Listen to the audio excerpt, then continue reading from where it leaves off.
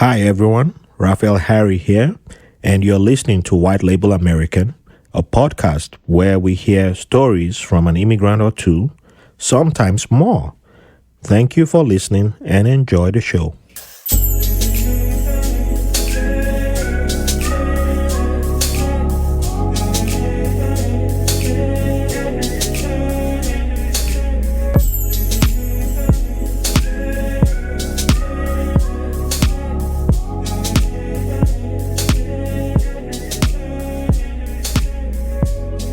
Welcome to another episode of White Label American.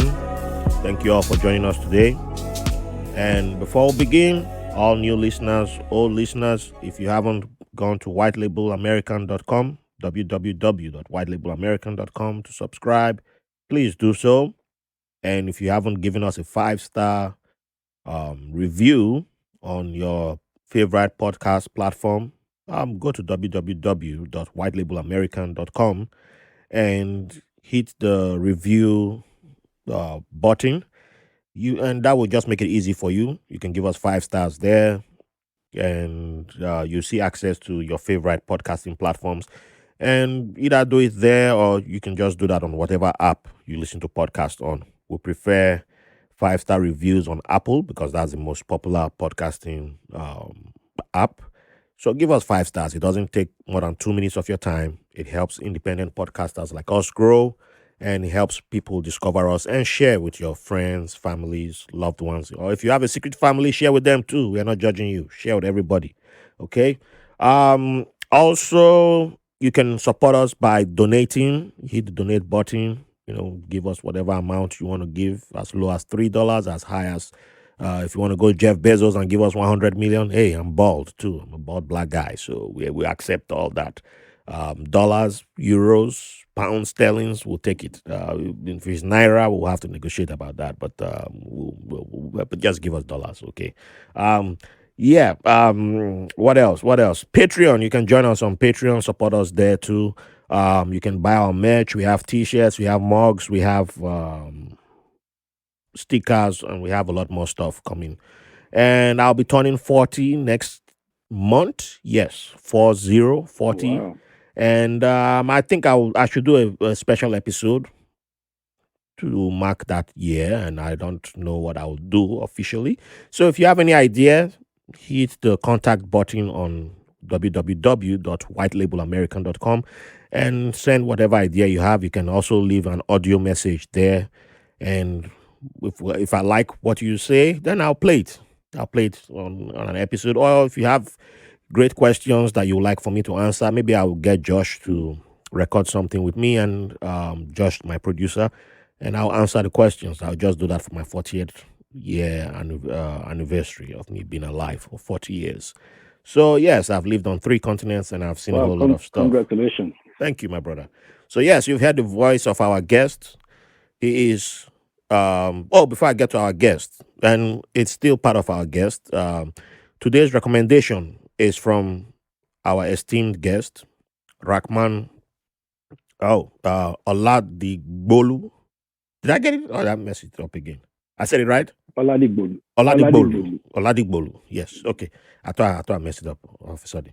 The movie Theory of Conflict. So this is based on a conflict that erupted on a Boston area college campus between pro-Jewish and pro-Palestinian students. It's a movie that I encourage everyone to check out. And where can they find this movie? It's just been going to be released soon, not yet out. So not yet out. Okay. I'll let you know. Yeah. Okay, so he will let us know while as we dive into the episode. But that's going to be my recommendation. I like the premise of the movie. And when you get to hear more from today's guest, you will understand why I recommended this movie. So let's get to meet today's guest. He's a producer, he's a writer, he's a director, he's a storyteller, he's an author, he's a filmmaker, and there's a lot to this gentleman who story includes a 7-year illness that he had before moving to Massachusetts. Oh, I've given that. I usually save the city or the state where the person moved to. But that's I've jumped ahead. But I don't like to give the states or city or the university and all that. I'd like to save that and make that all come from the guest. But he's conquered an illness. He's conquered a lot because if you come from the place where he was born and raised, which is where I have history with that country. You've conquered a lot if you've been there from there. So I heard the gentleman speaking recently, and I was like, this gentleman is somebody that I would like to bring on the podcast because a lot of what he was saying was not what I'm used to hearing people who share a similar background with me um, say. So he's someone who I believe I'll learn from, and the audience will be able to learn from. And I am interested in hearing also about his work of art that he's into. He's a creative, so he's going to teach us about it. He's going to give us a lot more about all that. So, with that being said, let us meet um, Rahman, and welcome to the show today. How you doing, my brother? I'm doing well. Thank you. Thanks for having me. All right, so let's dive to the very beginning. You have two beautiful names, Rahman, Yeah, Oladigbolu. So, yeah. what are the meaning of your names? um, Rahman is an Islamic name. Uh, I'll say Arabic Islamic name. So, as I was born into a Muslim family, and so they gave me the name Rahman. It's usually pronounced Abdul Rahman, which means uh, the servant of the merciful God. Uh, so that first part, the servant, however you can interpret it, but it shows the subject of the merciful God. And my last name was my family name, Oladigbolu, um, from Oyo town in Oyo State. It's the name of that we use in the royal family. Um, the It came from the Oladigbolu, the Oladigbolu that died in 1944. He was the one that chose the name Oladigbolu because, according to the stories that I heard, he married a princess from another region, and so he chose the name to imply, Oladigbolu. Ola means wealth. So the Digbolu part of it is that all this wealth, the royal wealth coming together. So that's what it means, Oh, Oladigbolu. And the family have been using it since then. So I woke up in my life to just know it's my name, and that's it. Yeah. wow. So you're Oyo State, but not Ibadan, No, or your town. Oyo Town. Okay. I don't think I ever been to Oyo Town, but I stayed in Ibadan Yeah, for a it's few about years. 20 minutes drive from Ibadan. Okay. Oh, or maybe I drove past it. I don't know. But It's possible. Yeah. yeah. Wow. So it's small world, interconnecting. Yeah. But yeah. Mm, So um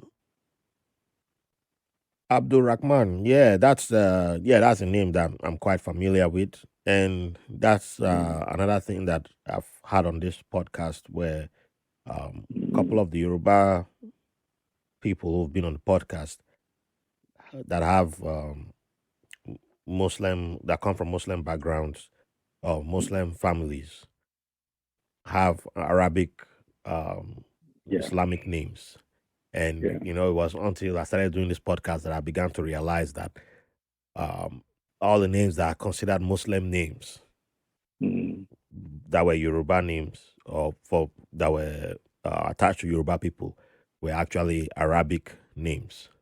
yeah. But Yeah. based on the upbringing or based on the way information was presented to me at that point in Mm, time, it was yeah. assumed that those were Yoruba names. Mm, And if you add pronunciation, then we will yeah. separate the names from actual Arabic names. So Mm-hmm. it began to dawn on me that wow, names that I used to think were just Yoruba names were actually have always Yeah. been Arabic names. It wasn't different from Arabic names. It was just Mm-hmm. a combination of pronunciation and the information that I had back then that made it Yeah. look like it wasn't. It was different from Mm-hmm. an Arabic name. So yeah, Yeah. Abdul I mean, Rahman is one of those. there's something interesting to that, and there's something a little bit problematic for me. The interesting thing is that Islam has entered the Yoruba land long before Christianity Yes. came to Nigeria, and so in a way, the way it developed, it had mixed with the Yoruba culture much more.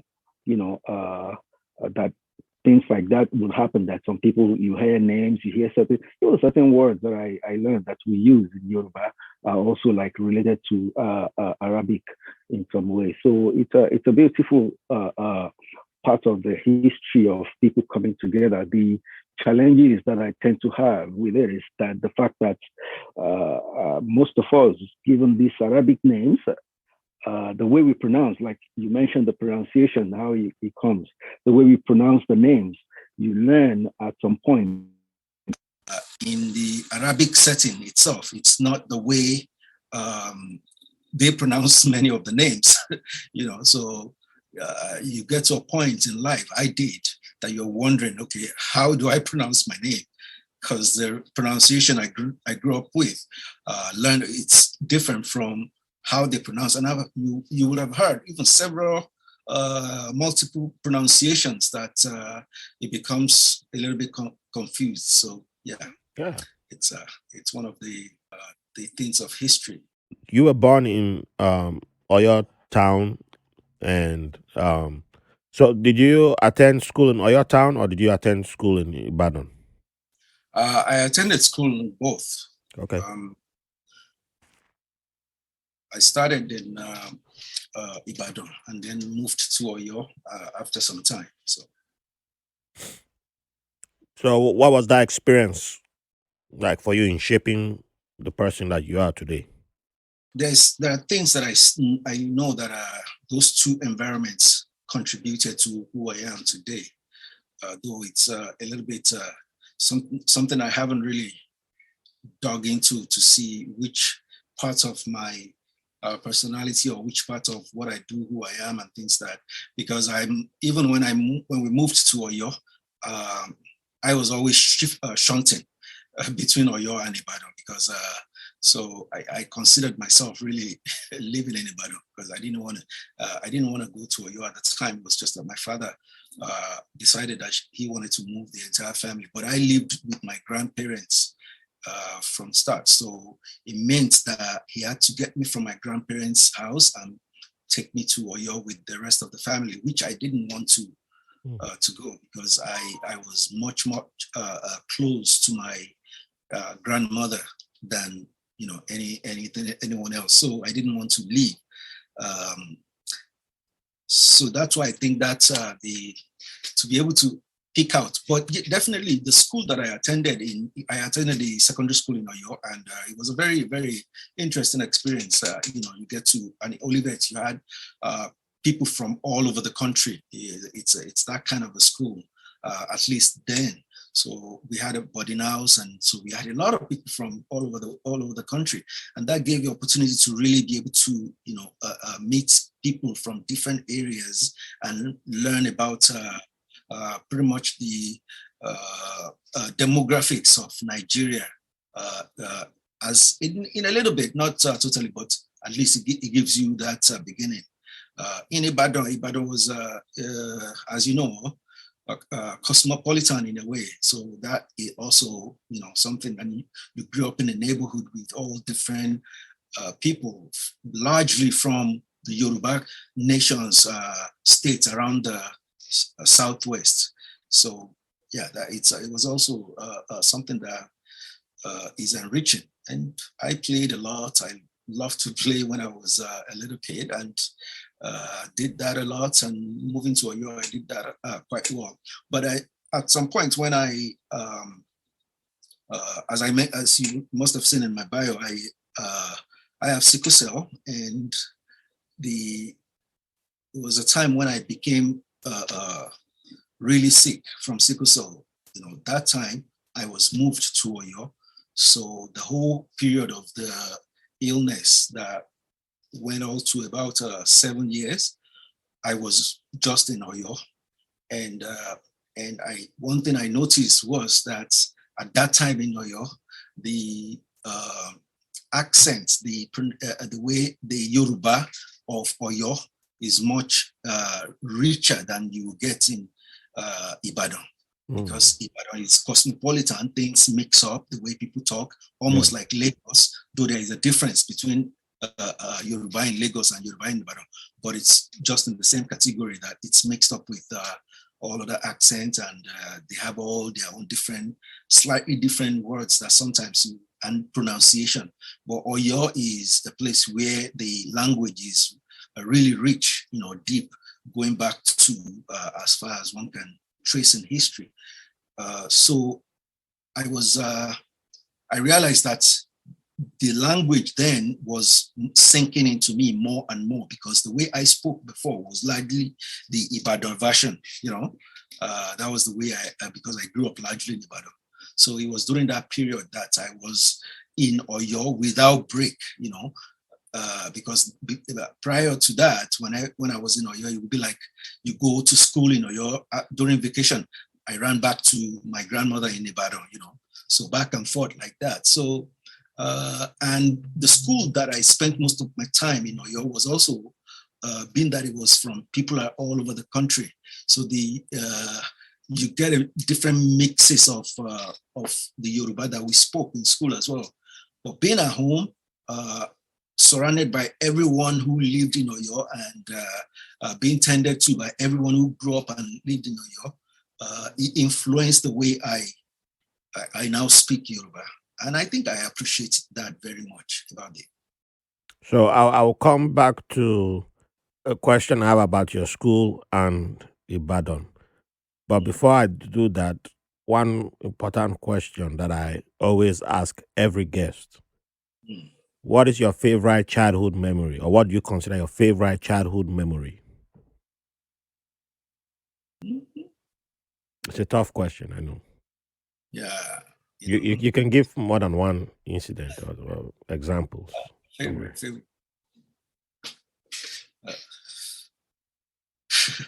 I remember those that I felt embarrassed and all of that, but I didn't really consider them as all that different, because when I tell them now, it's but my favorite then. I think I enjoyed playing soccer, Mm. and I remember in Ibadan, playing soccer in the neighborhood, and we had a small school not far away from where we lived. That in the evenings, when students have gone home, and weekends when no one is there, we will all go to the fields. All kids from the neighborhood will go to the field and start soccer games. And I really enjoyed that. The times, all the soccer things, and then moving to Oyo as well. That was when I realized that I couldn't really be a soccer player as I wanted to, because then, in Ibadan, you play a little, you run back and forth, and then you can, you chill. It's just more relaxed the way we played it. But when I got to school in Oyo, and we formed teams during which you have to play like pros and then I realized it wasn't for me, because with the sickle cell that I have, I tire out very, very quickly. So it's like when I pick up the ball, run from one end to the other end, I'm already done. I need like about 10 minutes to recover myself before so that was when I left that. Then I joined the basketball team. Wow. Isn't that more stressful? And that's what I realized. I was looking at the smaller pitch, but yeah, it's really stressful because you're running back and forth. Oh, nah. So yeah, that was a favorite one. So what position did you play in soccer? At that time, I'm trying to remember which actually. I know I've been a Oh, what goalkeeper. was your favorite position to play? Put it that way. My favorite position. I enjoyed the fence. I enjoyed the fence very much then because it tends to require less running. So I did more defense then. But a few times I like to take it all the way out, and you try to dribble to show off and to do all sorts of things. So it was some things I attended, but defense was what I liked most of the time. All right. So, what area in Ibadan did you were you living in? Oniyori. Oniore. Oniyori, yeah. Onioni. It's from around when you're coming from Mokola roundabout, Yeah. and then you're going to Orita Mary. Yeah. Yeah. So it's along that road. That's where Oniyari is. Yeah, I've been to that area. Yeah. I've been to that area. Uyosa is next to it. Abebi. Yeah, baby. Yeah. I mean, those names. And one landmark that's also close. From my house, you can see the Towers Bower on top of the Agala Hill. Agala Hill, yeah. The Towers Bower, Ibadan is marked with hills. Yes. What was it? Like 21? The city, largely. Yeah. So one of them, he had that Bower Tower, is what we call Laikbo. And one of the colonialists, at the time, when they were living according to the story I heard, he built the tower on top of that hill. So it's one of the landmarks in Ibadan.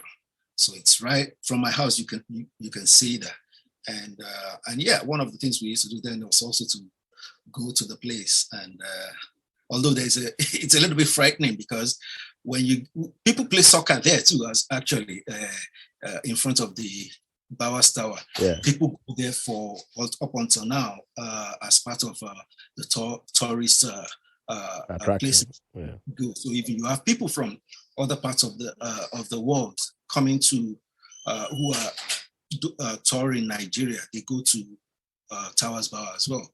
But the locals, people there, they played football, they do all sorts of things in the region. So sometimes we actually had to go there to play games, but it's in the forest. It's beyond the forest, like the hill is covered with very thick bushes, and it was a scary place at the time for us to have to go because we are more like in the valley. So we have to climb up to that place. The region of the forest is where you are afraid because the story abounded that all terrible people and stuff you find. So you are careful about the area. Ibadan. Yeah, that's one thing about Ibadan though. It's either you're going up or you're coming down. Yeah. Yeah, that's true. Man. Yeah. I have good memories about that city. Yeah, because that's where I learned how to drive and driving stick shift. Yeah. So did you live in Ibadan or you just visited sometimes? Oh no, I lived there. I lived in Bodija. Bodija. Okay. I finished secondary school in Ibadan, my senior secondary in Ibadan, and you were the part of the upper classes of Ibadan then, if you lived in Bodija. On paper, I was part of the upper classes, but I was upper classes. That's what Bodija. I was the upper classes in the upper classes area. Put it that way. Yeah, because there are levels too. Those are and then then there's another area that's goes there even more powerful, the Yagaku area and all that. Yeah, because my uncle was working for immigration, and actually our house was opposite Ade Bendel's house. Oh, okay. Yeah, Ade Bendel when he came and he I He remember fixed the whole street. He put street lights, and he wanted to even change the street name to. He wanted to give us water and everything. Some people got mad that he's doing too much for the street. I was like, man, if you want to give people water, but give it back. Yeah, so that's a whole different chapter for another day. But yeah, uh, but I was doing. I was going to fetch water. I was going to get sawdust from what they call the market, the Bodija market. That was that was nothing. We lived in a good area, but if you saw me, yeah. you would just see one skinny, one skinny boy with torn sandals, looking like, yep, this guy. You would just think he was a houseboy. That's what I look like. It was a very highly gated neighborhood. Yes, yes, yes. Houses, Yeah, almost every street had gates. and then streets in there Hmm. too. So have gates. And Yeah, yeah, yeah, it's and like the area where I grew up is was more like the working class area, So yeah, and we don't. I didn't really pay attention to stuff like that then, because I used to. I think I used to assume that every part of Ibadan was just like that, and because they didn't. Not every time they used to lock the gates, but after I think we didn't have OPC in '99, but that there was some vigilante that they tried to have neighborhood vigilante, and they started locking. There was one period where they locked. It was during Nigeria '99, the Under 20 World Cup, and they tried to lock all the gates at after 9 p.m. They just for some reason they were like security measures, and they locked all the gates at almost the same time, but it was like 9 p.m. And by then I was now a teenager trying to be, that life, young adult. I'm free. Man, coming back home, it was like no gate lock, gate lock, gate lock, gate lock, gate lock. Man, I started climbing over. One of my friend almost got shot one night because one of the neighbors claimed he thought it was a thief or something. I was like, we didn't understand how it was back there.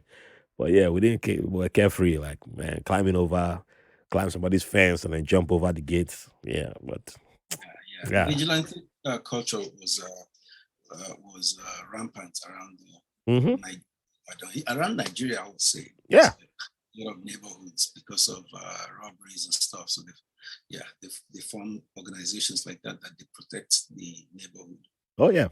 Oh yeah. But yeah, good times though. Good times. Yeah. But Excuse yeah. me, but I would assume that in Bodija, it probably wouldn't be that vigilante. I would think everyone will be cozy in their bed. Maybe people they hire Oh to please. come and protect. I have stories for you. There are stories that I even forgot about, but sometimes they just keep coming, and then when I start talking about them, I'm like, oh, this happened. So I remember this one happening, and because there are things that you don't. I guess we don't consider them big deals, or we don't. We don't. It just, especially when you're a young adult, you just like, yeah, we have. It wasn't like traumatic, or even some that were traumatic based on how we lived our lives. You don't have the language to say this was trauma, or you were in shock. So, but I say you like a guy man, like, hey, the way of hiding, dealing with shock is you move on, you laugh about it, and then you move on. So it might be years later that you realize that, oh, there was one night we were coming back and we ran into police, and police grabbed all of us, and they said a robbery happened. So why are you young boys? So you people are here. Why are you here? Well, but we're coming from church. All of us had Bibles in our hands. That meant it would be weird for us to have robbed the house and then come back to that same house with Bibles in our hands. A few minutes later, just to walk past the same house that got robbed. But hey, if the police wanted to grab all of us and take us away, this was way before cell phones, we would have been gone that night. And the police had us against the wall, smacking us. Why you were here? And oh God, I beg, we'll go house, now. I was like, hey, man, that we're trying to go see that girl across there. We're like, okay, just let us go. We are going to run. So as they let us go, man, everybody's taking off, speeding home, taking off quickly. But as soon as you survive, we were laughing the next day, like, man, police couldn't catch us. Ha ha ha. And but yeah, that's how we dealt with it, and then we moved on. And we didn't have any internet spaces to go vent or talk about it. And, and then it's years later, decades later, that you're like, man, this happened. And there are people who never got to escape that because that was the last time somebody saw them alive and they Yeah. got taken away, But we never realized how lucky we were to have escaped stuff like that. But it happened in Bodija, and some of us just were lucky that maybe stuff like that happened and we just had enough cash on us to bribe police to get out of it. And, that's how we got out of it. So there was, yeah, there were, but Nigeria at now, around that period, there were lots of police raids in Bodija, that area. It's like they were just coming every time. And I just had to be out on that night, because that was around the time I started getting my freedom. I'd always been kept indoors, and that was like my rebellion began. So I was just Around like, when was that? Like 1999 area? yeah, yeah. When Nigeria tonight, yeah, because Ibadan was one of the host cities, and I thought I'd be going to the stadium to go watch games, and family wouldn't give me pocket money. I didn't have I enough money, so was in, yeah. I was on a sick bed in New York at that time. Oh man, we were we weren't far away from each other. We were in the Yeah, same area, but yeah. yeah, not too far. But man, yeah, I could spend all day on that side. But people don't want to hear about me. We don't want to come back to you. So, you've already given us a brief insight into your health situation. When was the first time that you realized that something wasn't right, that there was something wrong? There was a health situation that you were sick. Mhm. When did that occur to you that you weren't like every other person, quote unquote? Uh, well, it's a genetic issue, Yes. you know, genetic illness, and so it means it's been there since you were born. You Yeah. know. But of course, yeah, for sometimes it manifests uh, differently from people to people, and so for my on my own, as far back as I can remember, uh, I've always been having the crisis, Mhm. and so. But asking my grandmother, because like I said, she was the one who raised me. She told me the first one I had, I was 6 months when Wow. I when I had the first crisis. So so yeah, it's been part of me all my life. That must have been frightening for your parents, at 6 months. Yeah, it must have been because Nigeria doesn't have at the time it was better at the time in the sense that they took care of whatever the hospitals that we had all around. They were still good enough Well, that's true too. That's true. but as time went on, things degraded.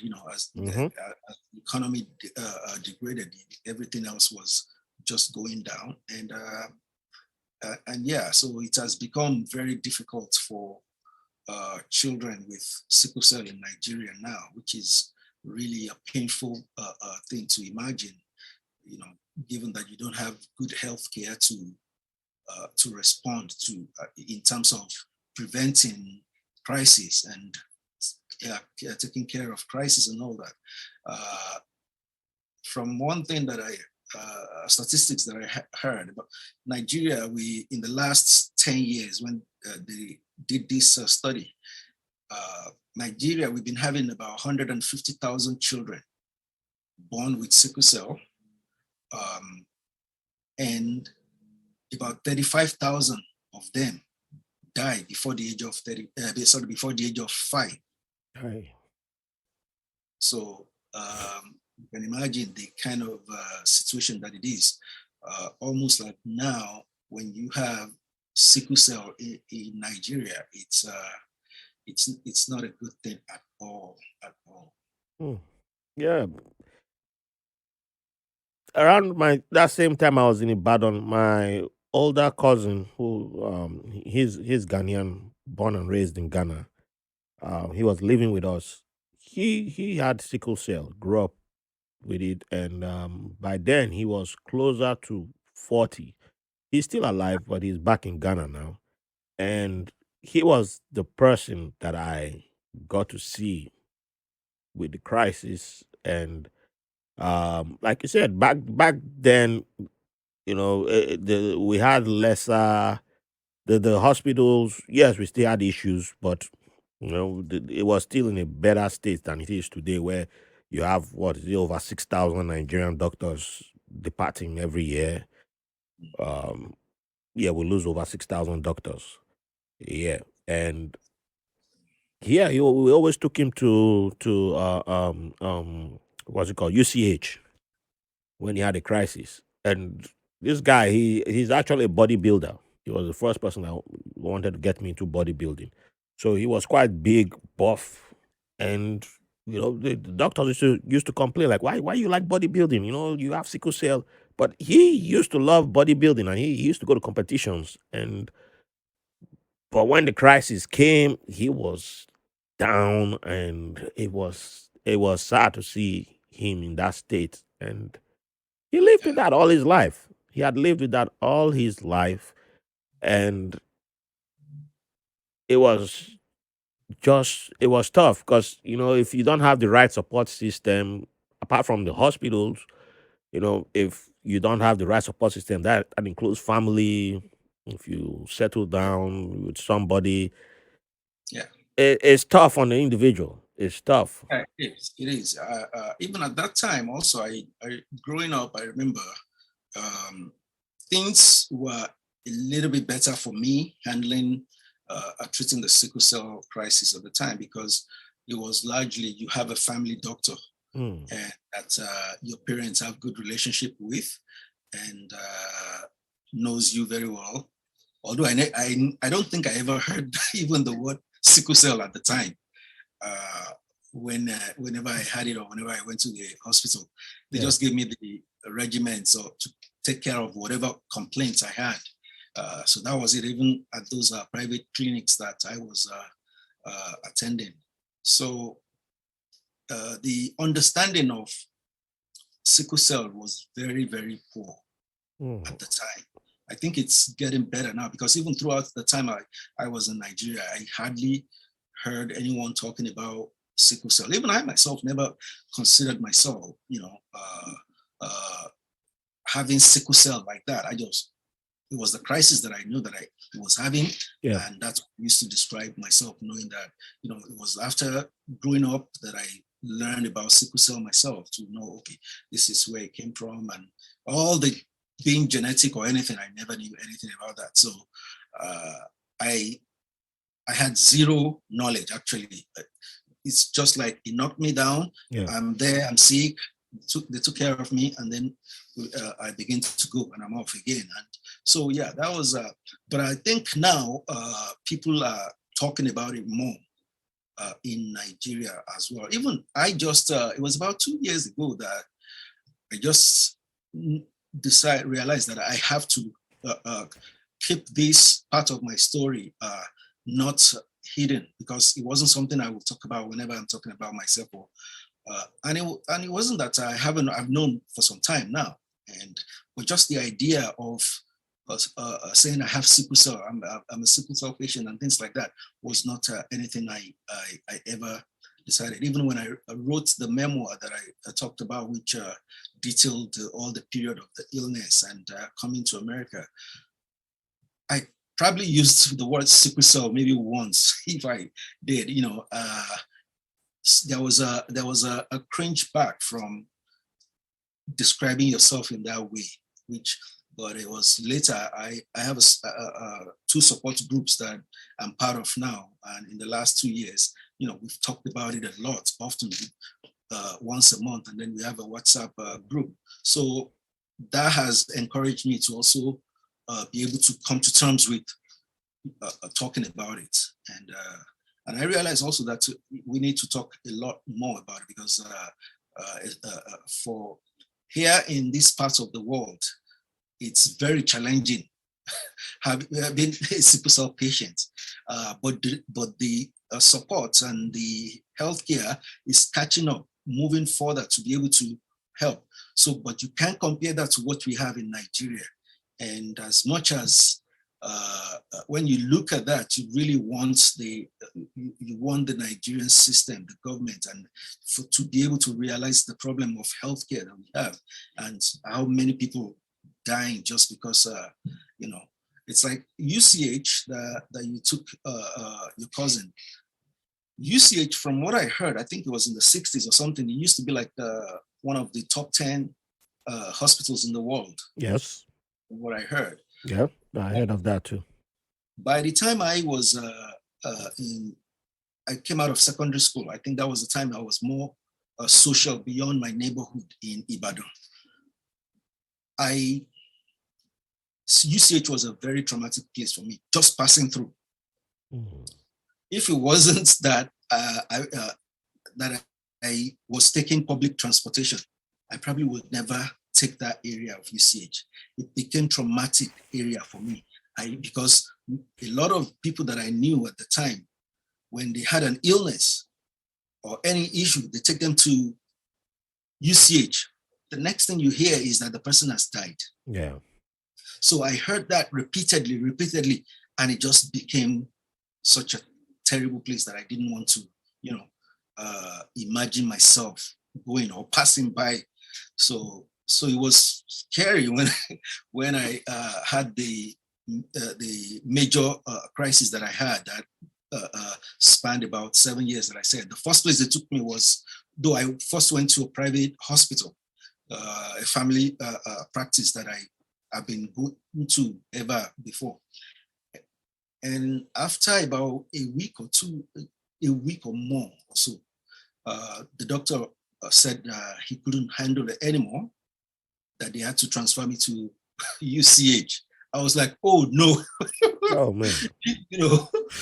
Oh no, I don't want to go to UCH. But I was in so much pain, I was in so much distress and everything. But so the parents had to decide, and I was taken to UCH. And the whole period, it was still terrible stories that I had from UCH. Very, very bad for the system, for the people themselves. You see how human beings, how capable of doing good for ourselves that we can. I remember in that ward, we were about between 10 and 12 sickle cell patients in that place. Mm-hmm.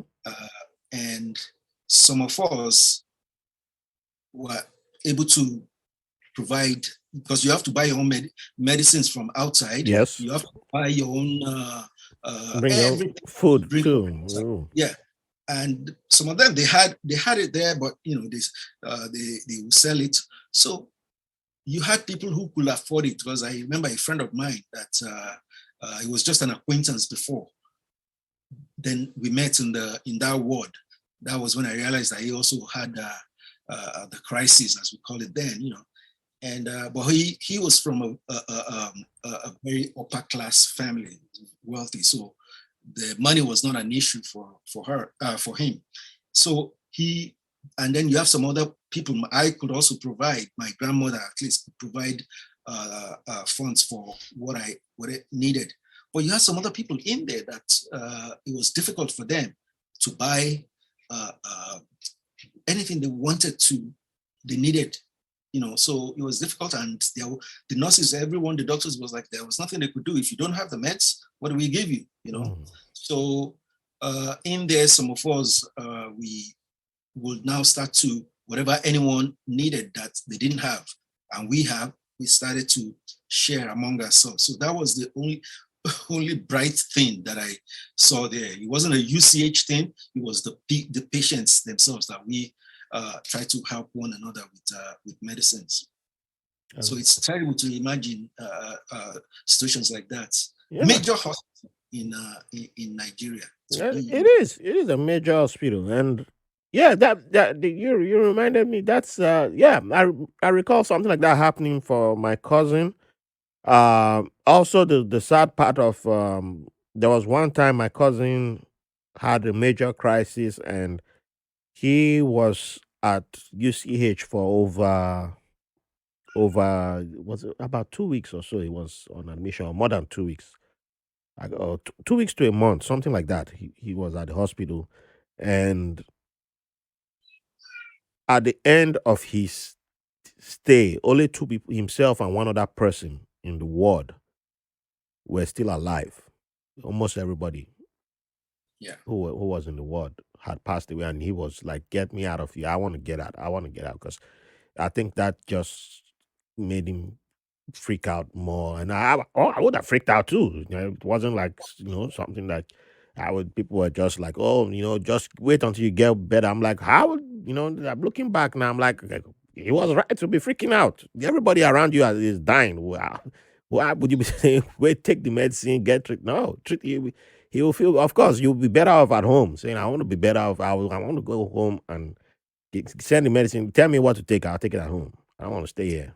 The same thing. I eventually left UCH. I told them I was going because Mhm.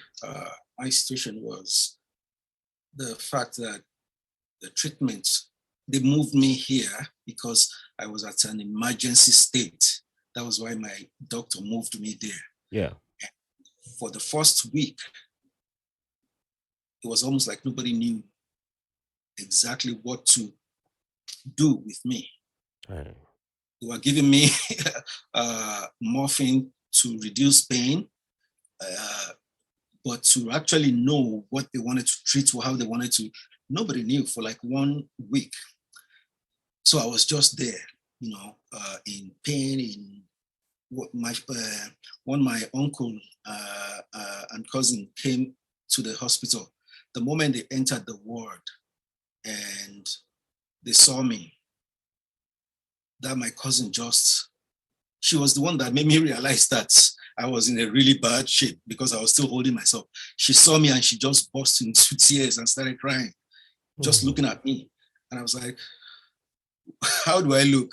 But I asked for a mirror, but nobody would give me a mirror, Yeah. So I was at that kind of stage. And then after a week, that was when a nurse suggested to the doctor although the doctor was a very nice, caring, it was just that she didn't know. Because I don't know how they educate in medical school about sickle cell. Even here in the United States and some other parts, they don't educate doctors and nurses well about sickle cell. So that's part of the problems that we're trying to make sure that we cure.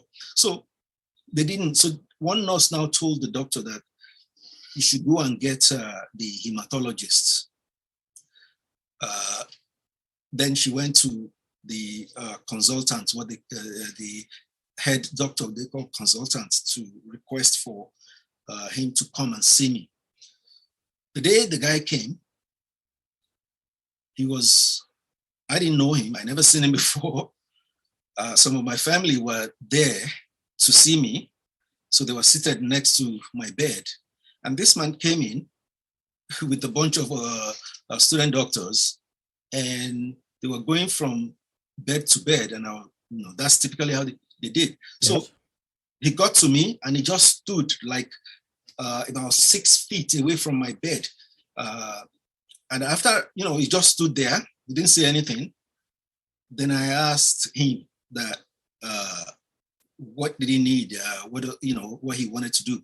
He said, well, gestured to my family that was there, implying that he didn't want anybody to be there. So meeting them was something that I have an error I have committed, having my family with me. And so as he was standing there, I told my family there that I think this doctor needs to see me and he wants you to move. So they started to move away, but as they were moving away, the doctor has gone to the next bed. What? And he went through all the beds and then he walked out. He didn't come back to me. He didn't, So my doctor that called for him now came back in the later, yelling at me that, why didn't you, prepare? Why didn't you let the doctor see you? Why, I'm like, what the? Come that on. wasn't my problem. The doctor was here. I just didn't understand what was going on. And so she told me that the doctor said people were there obstructing him to work with me and he had to leave. So Then I said, that's not what happened, but please go and request again. I'll make sure that whenever I see him, my place is cleared. So she put in another request for the same doctor. But for 1 week, the guy did not come. Look at God complex. He was punishing me for what I did. It was like I wasted his time. That's what he continued to do. So my doctor explained to me and all of that, but she kept just insisting. That was when he eventually came a week after. Wow. So if good thing that you're here to be able to tell this story, but if you had not made it, then that doctor will now be. He will never think of it. He will never think of it. It's not his problem. Hmm. And we know that there are people who did not make it out of a situation like that, and no one's held to account. And that's why I'm just like, man, how many times did I? Man, it's yeah, that's why I'm like, a previous guest on the podcast, and I think you will like this brother Joshua Idehen. He's based in Sweden. He's a musician, and he said there's hardly anyone who's survived Nigeria. You deserve. You should see a therapist. Man. We all deserve to see a therapist because, man, we've survived something in that country. We've all survived something in that country, but man, some more than others. But there's always different layers to our survival. Yeah. But in another sense, we're still part of it because when you are able to get out and be in a better in a country that you have access to the normal things of life, like you want healthcare, jobs, and all this, you have your huge family are still there. Yeah. And you can't be separate from what's still going on, though you're not there physically to experience it, but it's always tormenting you because you see your families, going through the same thing, and you see friends, families, everyone that you see. So it's never. I don't think it's something you ever come out of until we try to make sure that we have good governance in that country. It's a complete, it's a situation, especially now that you have a leadership that doesn't respond, doesn't care to. I don't know if we will be able to. That's not even part 2. That's like part 3. If we're going to go to leadership, but we'll just only focus on you. Let's because that might even open the Pandora's box with me if we're going to go to leadership. But before we continue with your story, let's take a quick break. Hi everyone, we've made it 2 years, and who would have thought so? So let's go further and make it 3, make it 4, make it 5, make it 6. Who knows? 20. But we can't do this without your support. So join us on Patreon at patreon.com/whitelabelamericanpod or linktree.com/whitelabelamerican. Go there and you'll see our Patreon link, and you can join us for as low as $3. We have bonus content, we have bonus materials. There's so much juice over there that we don't release to the public, and yeah, you can contribute in making this podcast better. You can send questions, you can send your ideas, and also there's a lot of new things that are coming. The announcements are made on Patreon first because we have to, take care of people who help make this podcast possible. So you can be the one to make this podcast what you want it to be. Come join us on Patreon and make it what you like to see. Join us, make it fantastic. Keep the 5 stars coming in, keep the love coming in. Thank you for the privilege of your company. Welcome back, everybody. Thank you for staying with us. So, you will arrive in America. What year did you arrive in America? 2000, first year of the millennium. Oh yeah, 2000. Y2K. What do you remember? What flight you took? What airline? It was. I'm trying to remember. It was this because I know we first went to Netherlands. Oh, KLM. It was a KLM, yeah. This KLM need to come sponsor this podcast. You see, I've had how many guests now on this podcast? KLM, whoever, somebody listening, you guys need to go get KLM. Come sponsor this podcast. You brought a lot of people to America on this podcast. Yeah. There's something going on with you, and there's a connection there. Just bring the money. Bring the money. You know, you have to give us all your money, but just bring the money. See, that's why I love asking that question. I came with KLM too. So Okay. yeah, I always ask my guests, like, what was the airline that brought you? Yeah, but you don't want to know my story. I messed up on mine though, but it's okay. So It's interesting that I've been to Nigeria again multiple times. I can hardly remember the airline or, but that very first one, it's like etched into your brain. Yeah. Because the feeling of you're taking a huge step in your life. Yeah. And so yeah, it's always there. So you went straight to Boston. Yes. Was that always the plan? Yes, because my uncle was living here. He still lives here, so he was the one who brought me here. Because when my spending all the years and things, I felt better at some point, but by the time by 1999 that we're talking about, my hips, because it has damaged both my hips at the time, and even some other joints, knees and shoulders, and but the hips were the worst because I couldn't move around. So my uncle brought me here to treat at the hospital where he worked. He was an anesthesiologist in that hospital, so he put all the things together to be able to, and the payment for all of it. So yeah, he brought me here. So I've always known that he lived here in Boston, and so yeah. So after you arrived, what was your first surprise with Boston or with America in general? My first surprise. I'm trying to think. I think perhaps my first surprise would be okay. Yeah, I think one of them that I remember now is at the hospital, because I pretty much came and just a few days at home before I moved to the hospital, and the treatment started. So probably I think the first surprise was when I was served rice at the hospital, and it was like we in Nigeria, we live on rice.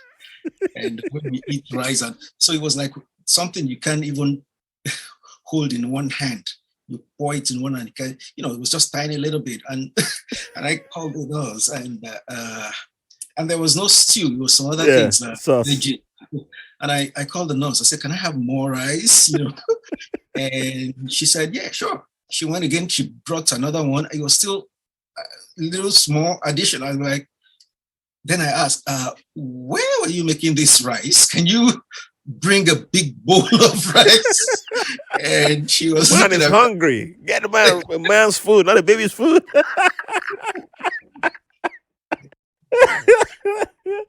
Oh man, you remind me of my mom. My mom been here for how many years, and even the last time she had surgery at the hospital, she still had a similar reaction. And they brought food for her. And she's an older woman, and she's like, "Hey, why you that nurse? That nurse is I think she's a Ghanaian. That's why she gave me this small." I said, it's not because it's a Ghanaian that she's bringing. It's just the that's the hospital size rice. Why do you bring small rice like this? She don't like to give Nigerian woman a lot of rice. I said, "Oh boy, you've been in America for many years." Another story that I remember about being in a new place was a day I wanted to send a letter, and it was the first time I walked up to the mailbox on the street, and I was looking for where to throw in. In Nigeria, you see that you just throw your letter in. Mm-hmm. And I was looking around for where to put the letter.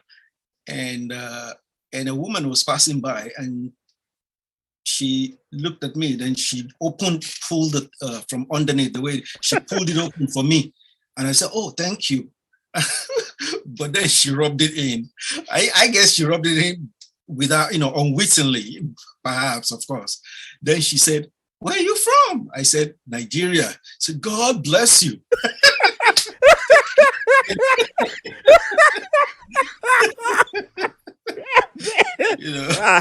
Well, she have to do that. I guess you wondering too that this would be a JJC. Yeah, good thing it wasn't my brother she did that. That would have started a fight. That's the kind of stuff that starts fights with my elder brother. Oh man. That was a good one. So how did you begin to embrace your love for storytelling and not go the usual, and nothing wrong with the Nigerians or the Africans in this, or the immigrants in this, the rest of people in this route, but it's like there's an expectation for us. When I say us, I mean the Nigerians or Africans, who migrate here. It's like y- you're not supposed to go into the creatives. Yeah. Storytelling. What is that, my friend? Banking, engineering. You go there. There's nursing. Okay, if you don't do that, nursing is guaranteed. Medicine guaranteed. The doctor is guaranteed. That accounting guaranteed. There's people need accountant all the time. There's guaranteed. So how did you follow? How did you decide to follow your passion? How did you get into that and say, okay, this is what I want to do, this is where I want to be? How were you able to decide to go where you want to go? Actually, I was also intending to go into those popular areas, but the idea of making films, telling stories through films, started very early on for me. The one as far as I can remember, it was immediately after secondary school, or just the year that we were leaving secondary school, because I remember reading, we used to read a lot of novels. You remember that? Yep. There are very few, but you read it, you pass it along to the next person, and That's right. So do you still have people who never returned your novels? Of course, you always ended up somewhere that you never hear of it again. So you have this urge to want to share the story with others. That was what I remember when I remember the evolution of going into telling stories. You read a novel and it's so good, and you want to share it with your friends because you want to tell the story to your friends. As human beings, we love stories. Story is part of our nature. Actually, you take stories away, we probably are nothing. So that drive, wanting to share the stories, and I realized at the time that it just struck me that if you make this book into a film, people will, instead of sharing with one friend, telling one person the story, then you have more people, hearing the story, benefiting from whatever you want to share in the story. That it was there that it struck me, and I started thinking of how to make films, because I knew nothing about it. I couldn't even take a photograph well.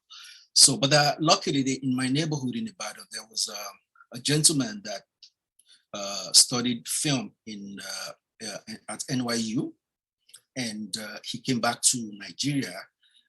He came, he chose to go back to Nigeria to help revitalize the film industry, because, as you know, the film industry was coming up and it was doing well until somebody, Mr. Buhari, came to office, and in 1983, and the economy, things started going south. Although it wasn't just him. I know it's connected with even the people who were before. But it was around that time in the 80s that things started to really go bad, because that was when the film industry started to shut down. By late 1880s, many of the cinemas that we had in Nigeria, they were already shutting up.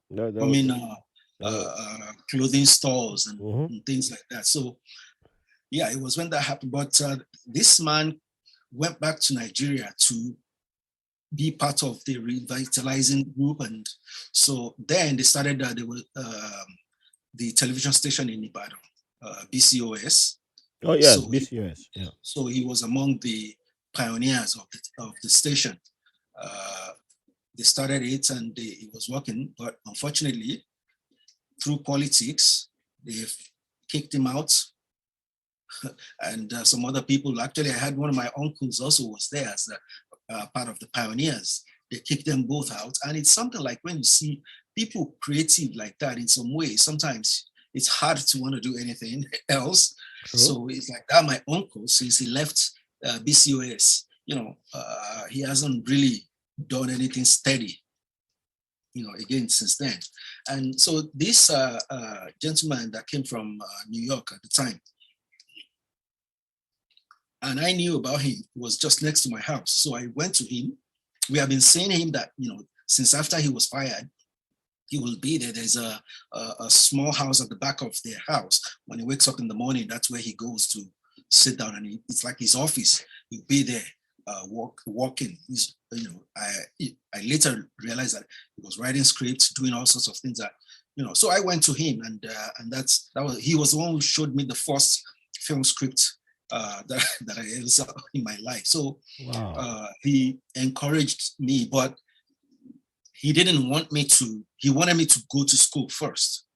So he always insisted to go and learn filmmaking first, because, as you know, around that time also, the industry that we call Nollywood, that they call Nollywood, I should say, because I call it now because I just accepted it. I don't like the name Nollywood, But the industry in itself was just starting out, and it was, the new filmmakers through the idea that they wanted to sell tapes. You remember the story of the industry. So, and then you started to have people who wanted to make films, but there wasn't really film schools that people would go to. So it was more like people just learning as they go, But he was like, he didn't want me to do that. He said, you should go to school, learn how to do it, because if you just begin here and you start to do it, just like there's some other people that he saw there, that there wasn't any improvement in the technicalities of film production.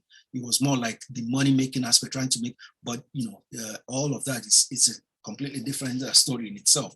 So I said, okay, so I'll be looking for schools, and tried a few areas, and so it was in the process that the illness started, and that held me through all those years that I was in bed. But somehow I have developed a strong passion for film, because before that time, as I was looking to find a school outside the country, actually, because the only one I saw was like a small program was far away from me as well.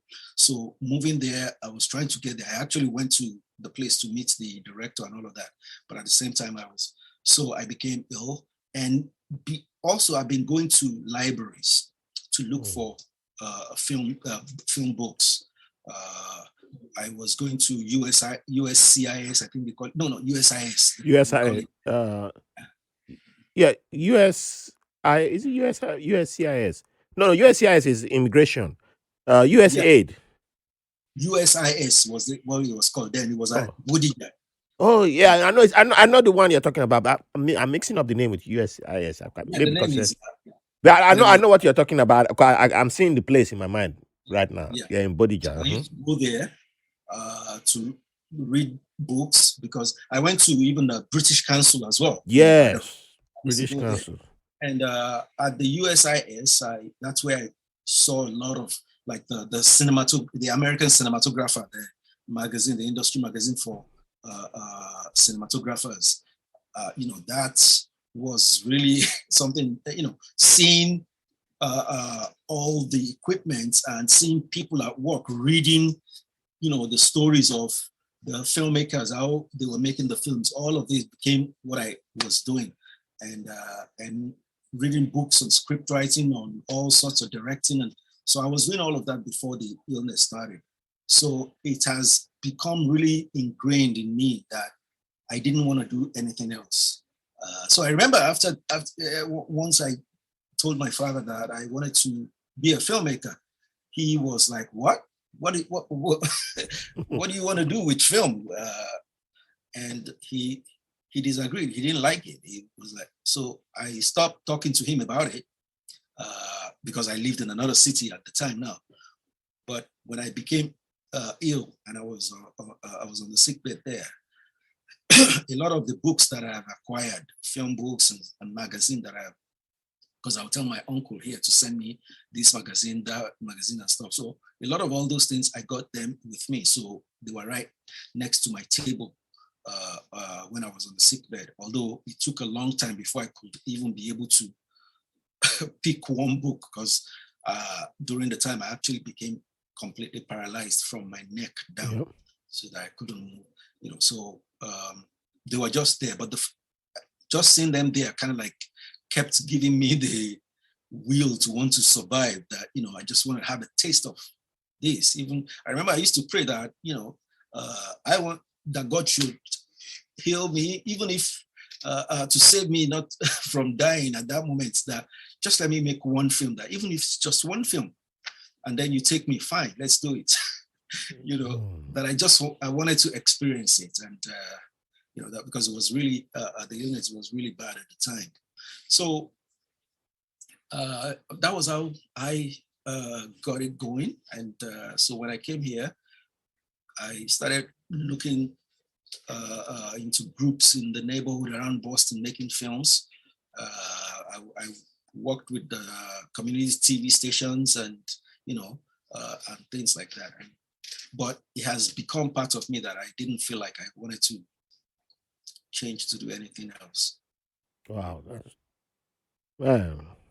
I hope anyone listening takes the gems that you dropped, because man, I used to walk past all these places in Ibadan, and the I never realized how much use I could, there was so much that I could have been doing by going to Yeah, these places. I could have, I think I was just so much in my misery that I was just like, yeah, there's nothing in the world for me. And, I think I was reading my novels though, but I could have even been going there to get novels, yeah, even if it was just for only that, so yeah. that It that's was there. why when you mentioned the US IS place, I was Yeah, like, yeah, I know that place. I know that place. it And was there. I actually also first got a window into the American society, yeah. because the only thing we knew about America at the time were just the Terminator films and all those films that we watched. That was the only thing we did, because uh, the communication wasn't as strong as what we have today with the yeah. social media and everything. So you, a few times, those who had the money, that their parents had the money, they have the satellite dish Mm-hmm. that you could you see flickering CNN and stuff like that. But for me, yeah, it was the place that it opened me up, especially the book I read there. It was the place I first read Malcolm X autobiography. You know, Mm.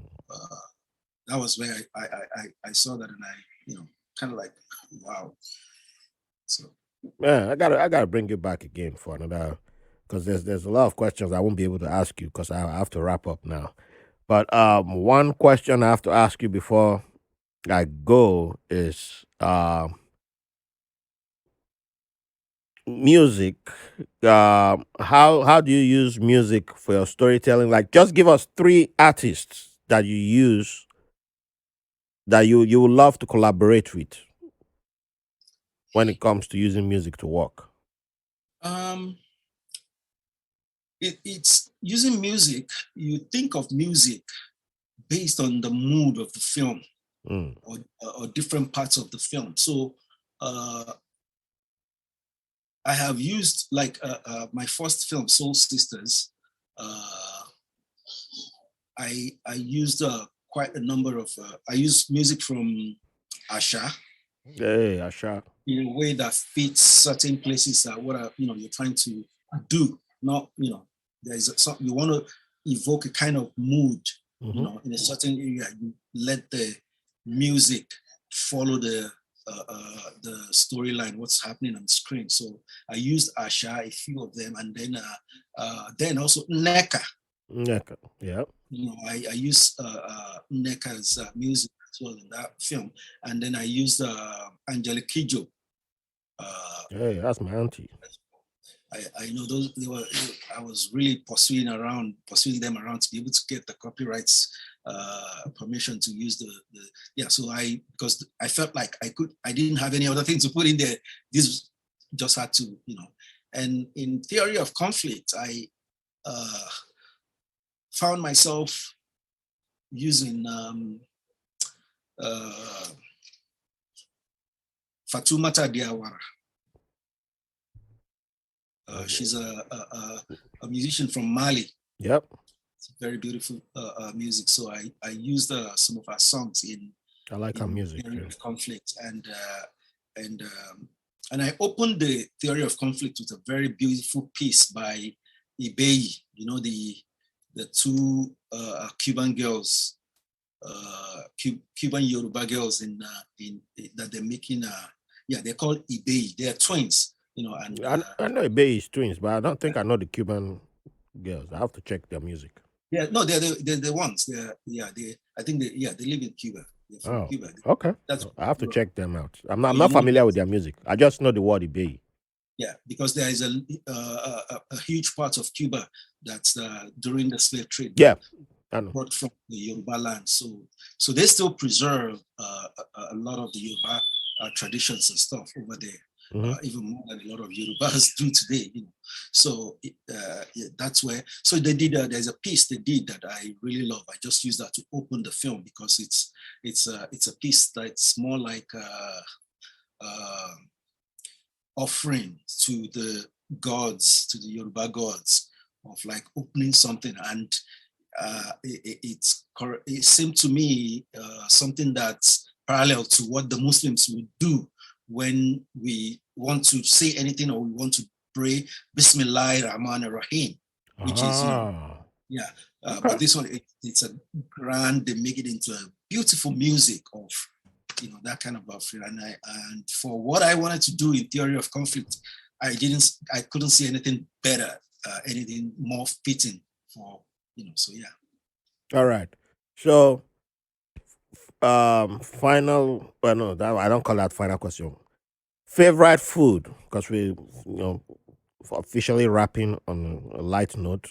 Favorite cuisine that you eat now, like you go your favorite go-to cuisine right now. What is it? Rice will never leave me alone.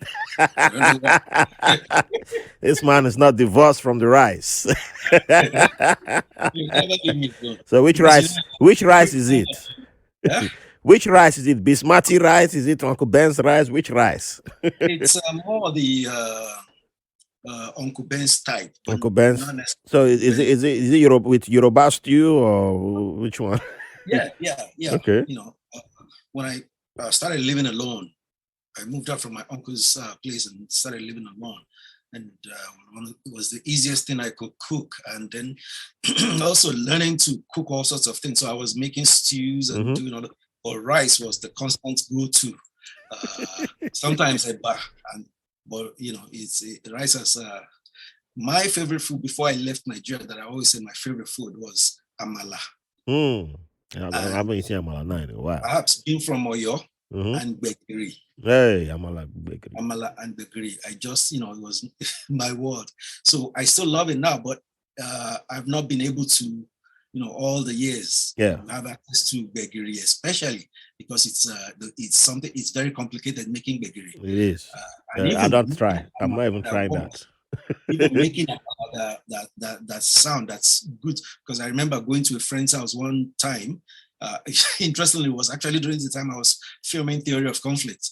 And I visited the guy and they made amala for me. And I was happy I ate amala, not knowing that the amala was not fully cooked. Aye. It's easy for people to just do it and you think once it's solid together, it was, but no, there's a way so the next day I was on the set, shooting a classroom set with about 150 students and crew, and I kept going to the bathroom. Oh no. Oh Again and no. again and again, it was crazy. Oh no. Oh no. We don't want that. Wait, so since you're a lover of rice, do you have any rice from any other culture that you like that that's a close favorite to your uh white rice and Yoruba stew? Um, yeah, I actually enjoy all kinds of rice. The only one that I know that I didn't enjoy was, and that's why I probably don't even know the name. It's the brown rice that it has. So it's not just the color, but it has there's a weight with that somehow it didn't gel with me, and I don't go there. But Yeah, when it what do comes you to even eat rice, brown yeah, rice with? Yeah, yeah, yeah, I I can't. Yeah, I go with it. And the black rice that Haitians make, I love it. yeah. The Asian I food, love I it. love almost. I think I don't. Yeah. So Every Asian food I've eaten is, yeah. it's like Yeah. we say, And then flames. Yeah, it's flames. I and then love when I Asian go to food. Indian restaurants, I enjoy that. The Chinese restaurants Oh, too. Chinese can So have my money. Chinese and Vietnamese, they can have me anytime, any day. They know me. They're my people. All right, final question. What would you like to leave the audience with? This is a freestyle moment. It can be a line from your memoir. It could be from anything. It's up to you. um, I will say I don't have personally have something that I could say I'm picking from. It's something that has been uh, instructed uh, from time immemorial uh, when it comes to learning about humanity, learning about some knowledge that we must know, we must have. So it's the most consistent instructions that I've heard, that I've seen across the generations from the moments that humans started communicating. And it is that know thyself. Know thyself. Hmm. And it's very simple to say, and I've also been saying it for a long time, that man, know thyself. That's the but it took a long time before I actually realized what I have to do, and others like that. And so yeah, I will say, man, people should look inward. It's very important to understand oneself, why we're here, and you know, without that we'll have a lot of problems. And in our religions, they are not the ones that we practice from Nigeria, the imported religions that we have. They are not that clearly stated in those two religions. They are more like devoting to the prophets, stuff like that, but not well into you doing the work to Yep. actually go find yourself, because it's not something you can tell anyone to do, that you can do for anybody. You can say it, but it's a different ball game when you have to do it yourself before it can really be something that you know. So Thank you for that. So, since we didn't get to talk a lot more about your works, your movies, please plug in your upcoming projects. Where people can find it, or where people should be expecting to find it. Just plug yourself in, please. Plug yourself in.